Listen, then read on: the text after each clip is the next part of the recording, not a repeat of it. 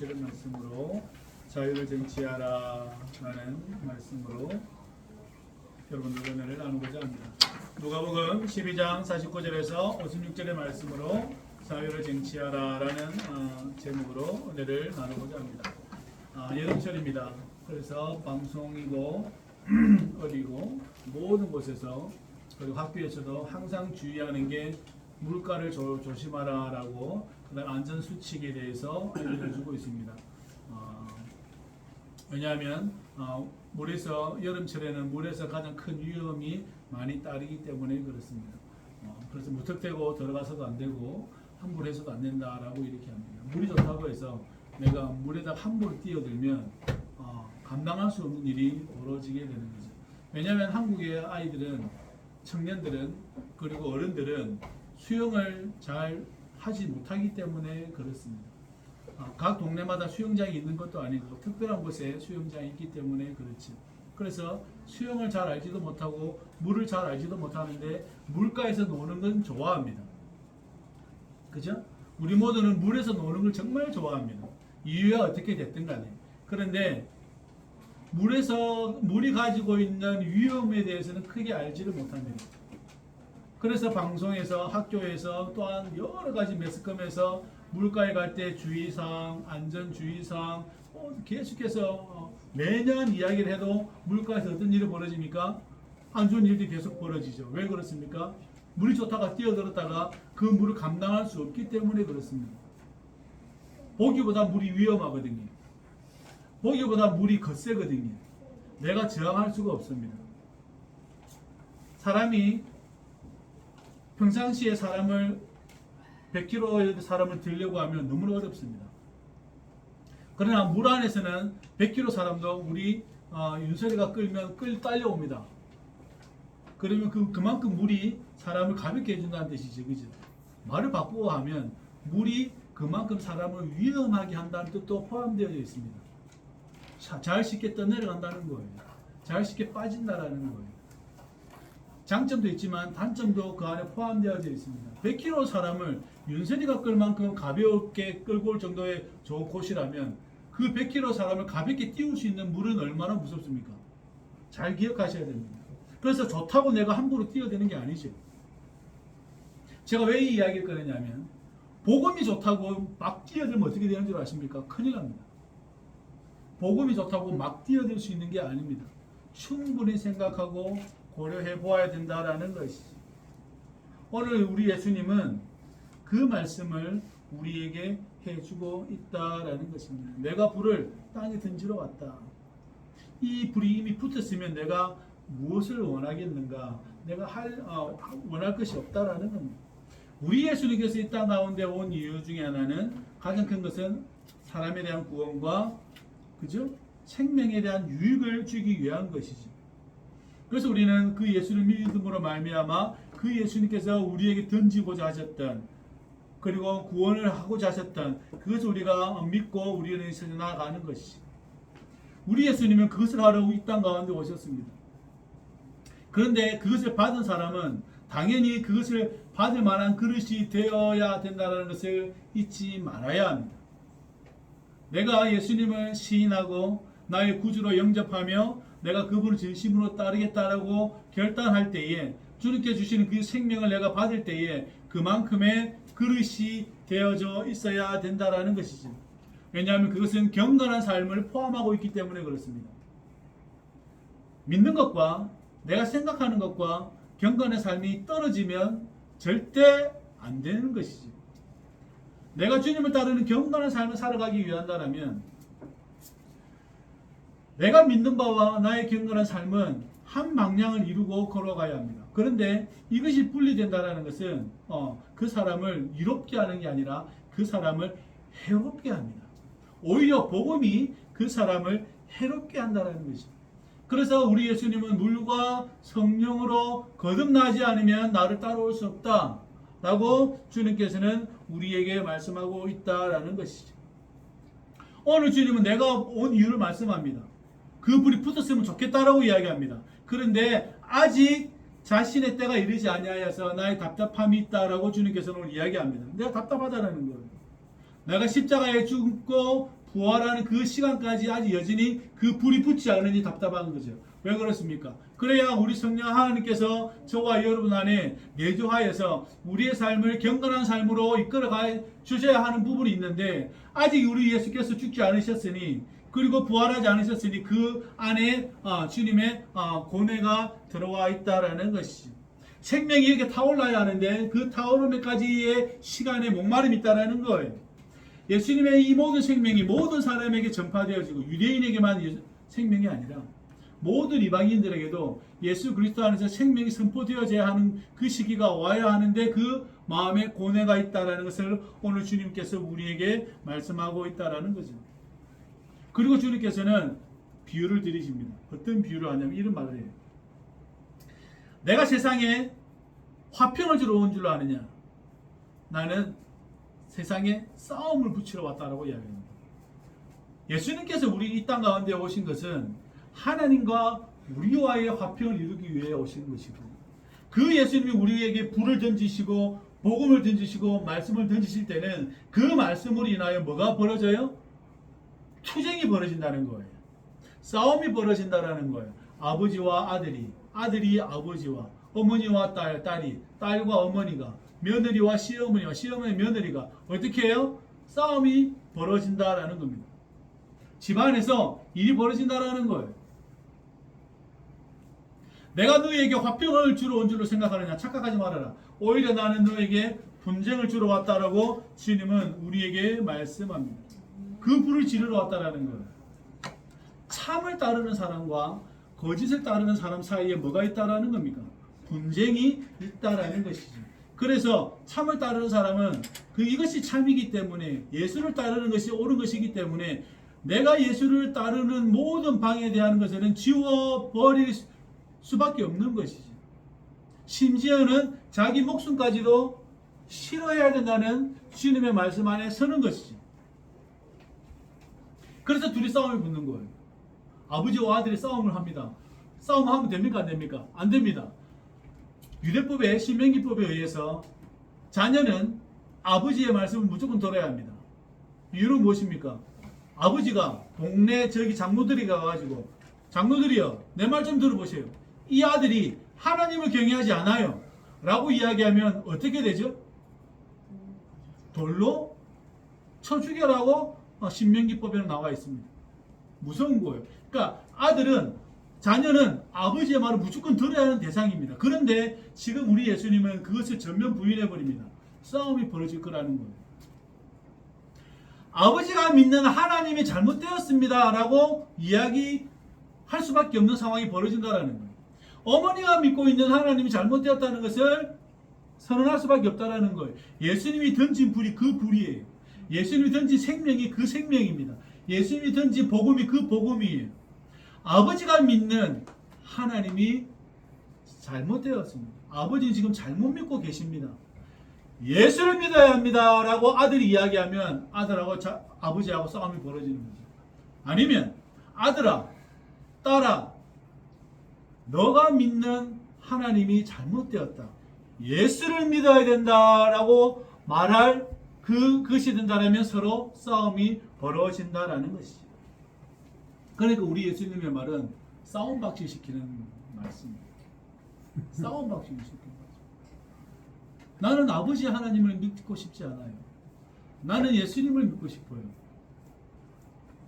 그러면 아버지가 동의하면 그렇구나, 너 말이 맞구나 라면 그 아들의 그 저항에 대해서는 부모가 수긍할 수 있죠. 그죠? 그런데 내가 믿고 있는 하나님을 버려야 합니다. 예수를 믿으려면 내가 믿고 있는 하나님을 버려야 돼요. 왜요? 다시 나는 예수님 안에 들어가서 하나님을 바라보아야 되기 때문에 그렇습니다. 전혀 다른 문제예요. 그래서 유대인들이 예수님을 죽이려고 하고, 예수 믿는 제자들을 죽이려고 하고, 스데반 집사님을 돌려 쳐 죽이기도 하고. 왜 그렇습니까? 내가 믿는 하나님을 전면 버리고 스데반이 말하는 예수님을 믿으라고 하기 때문에 지금 심적이 큰 거예요. 분쟁이 되는 것이죠. 분쟁이 되는 것이죠. 사랑하는 여러분, 여러분들이 예수님 안에서 하나님을 사랑하는 것이 너무나 그 사랑이 크다라면 여러분이 꼭 여러분의 부모와 여러분 누군가에게 이야기해야 합니다. 나는 예수를 믿기를 원합니다 라고 우리는 고백할 수 있어야 합니다. 그러니까 싸움이 대상이 되는 것이지. 그래서 성경은 어릴 때부터 늘 듣는 이야기가 하나님보다 부모님을 사랑하면 안 된다라는 말을 계속합니다. 왜 그렇습니까? 부모를 사랑하는 것이 하나님을 사랑하는 것의 일부분임을 우리는 십계명에서 알 수 있잖아요. 그럼에도 불구하고 하나님보다 부모님을 더 사랑해서는 안 됩니다. 왜 그렇습니까? 그 부모님을 지으신 분이 하나님이기 때문에 그렇습니다. 그 부모님을 지으신 분이 하나님이에요. 그래서 하나님을 더 존경해야 합니다. 내가 내 부모님을 존경한다면 그러면 그 부모님을 지으신 하나님은 얼마나 더 사랑하고 존경해야 되겠습니까? 저와 여러분들이 잘 기억하시기를 주의 이름으로 부탁을 드립니다. 서로 등지고 살아는 뜻이 아니에요. 생명을 위해서 여러분들이 적극적으로 동참해야 된다는 뜻입니다. 내가 부모의 의견을 전적으로 따르기 원하지만 그러나 그 부모의 의견이 예수 믿는데 방해가 된다면 예수 믿는데 그것이 함정이라면 저와 여러분들이 그것을 따를 이유가 없다라는 것입니다. 오히려 분쟁과 투쟁을 통하여서 여러분들이 그 생명을 쟁취하고 생명을 가지고 그리고 그것에 사랑을 쟁취하는 곳에 저와 여러분들이 나아가야 된다는 것이죠. 불편하더라도 내 삶이 내 가슴이 애끓더라도 끊어야 되는 거예요. 왜 그렇습니까? 그것이 하나님께서 나에게 주신 생명을 내가 진정으로 알기 원하는 마음이기 때문에 그렇다라는 것입니다. 저와 여러분들 잘 기억하시기를 주의 이름으로 부탁을 드립니다. 자녀가 선물입니까? 맞습니다. 그러나 그 자녀가 하나님을 믿는 것에, 예수님을 믿는 것에, 생명을 아는 것에 방해가 된다면 싸워내어야 합니다. 여러분의 부모가 하나님의 선물입니까? 그렇다면 여러분들의 부모가 하나님의 선물이라면 그런데 그 선물이 여러분을 예수 믿는데 방해가 된다면 저와 여러분들은 과감히 잘라야 합니다. 그리고 그 선물을 주신 하나님에 대해 좀 더 우리는 생각할 수 있어야 된다는 것이죠. 잘 기억하시기를 주의 이름으로 부탁을 드립니다. 하나님을 더 사랑해야 합니다. 왜냐하면 자녀를 하나님의 선물이기 때문에 그렇습니다. 부모를 사랑해야 합니다. 그러나 하나님을 더 사랑해야 합니다. 왜냐하면 그 부모를 주신 분이 하나님이기 때문에 그렇다라는 것입니다. 여러분, 복음에 합당하지 않는 것은 따르지 않아야 합니다. 예수를 믿는 것에 합당하지 않는다는 것은 따르지 않아야 합니다. 오히려 예수를 믿는 것에 합당하다면 그것에 저와 여러분들이 모든 것을 걸어야 한다는 것이죠. 여러분, 합당한 거 어떻게 구별하는 줄 아십니까? 이게 맞는가 틀린가? 이게 옳은가 그른가? 어떻게 우리는 구별할 수 있습니까? 예배를 통해서 구별할 수 있지. 기도를 통해서도 구별할 수도 있지. 많은 시간의 묵상도 그리고 영적 지도자들을 통해서 우리는 구별할 수가 있지. 저와 여러분들이 이 복음의 이 자유와 이 생명을 쟁취하기 위해서 끝없이 싸우고 싸워낼 수 있기를 주의 이름으로 부탁을 드립니다. 그것이 우리가 살아가야 할 길들이에요. 그것이 저와 여러분들이 헤쳐나가야 할 길들입니다. 여러분이 어떠한 진주를 발견하고자 밭을 다 뒤집어 엎는다고 생각해 보십시오. 어떤 밭에 다이아몬드가 들어있다고 생각하십시오. 그럼 그 밭을 다 뒤집어야 합니까? 가만히 둬야 합니까? 뒤집어야 그 다이아몬드가 발견되어집니다. 그렇지 않습니까? 그 밭에 다이아몬드가 있으면, 보물이 있으면 밭을 파봐야 보물이 있는지 없는지를 알 거라니까. 그런데 그 밭이 뒤집어지는 것이 불편해서 가만히 내버려두면 서로 가만히 있는 거죠. 맞습니까?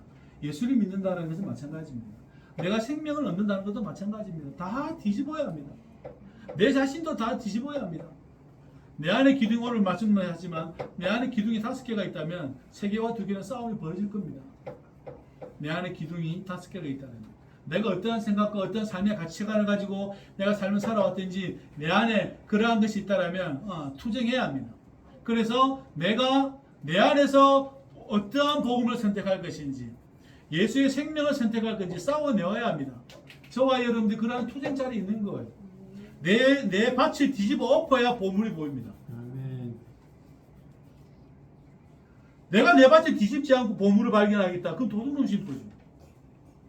도둑놈 심부잖아요. 누가 나에게 다이아몬드를 하나 이렇게 딱 달라고 하는 말과 똑같은 거예요. 여러분이 여러분 안에 있는 밭을 해집지 않고 다이아몬드를 발견하겠다. 이건 도둑놈 심부예요. 해집어야 돼요. 끊임없이 내 안에 있는 밭을 해집어야, 수많은 삽질을 해야, 곡괭이질을 해야, 포크레를 파내어야 내 안에 있는 것이 발견되어집니다. 싸우라는 이야기예요. 여러분과 여러분 자신 안에 있는 잘못된 모든 것과 싸워내라는 이야기예요. 우리 예수님의 말씀은 저와 여러분들이 어떤 말씀입니까? 분쟁을 시키는 말이에요. 내 의식과 나의 영혼을 어떻게 해요? 분쟁을 시켜요. 과연 이 길이 나에게 맞는가? 과연 이게 예수의 생명인가? 이것이 나의 영혼을 즐겁게 하는가? 이것이 나의 영혼을 위해 유익한가? 라고 어떻게 해요? 끊임없이 싸우게 하는 말씀이 어떤 말씀이에요? 예수님의 말씀이에요.